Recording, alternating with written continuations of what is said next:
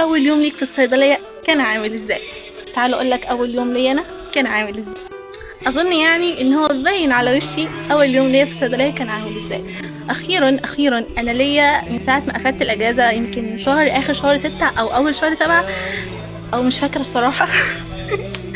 اقول هنزل الصيدليه بكره بكره بكره بكره، ده ما بيجيش، بس الحمد لله اخيرا اخدت الخطوه ونزلت. احب اوثق اللحظه اني 27/8 اول يوم ادخل الصيدليه كدكتوره، مش كمريضه عايزه علاج.